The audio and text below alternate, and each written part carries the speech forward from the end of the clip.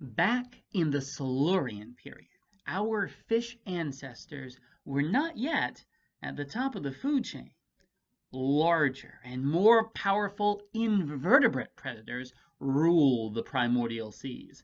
Among our ancestors' most fearsome contemporaries were the Eurypterids, commonly known as sea scorpions. Eurypterids were related to, but were not truly scorpions.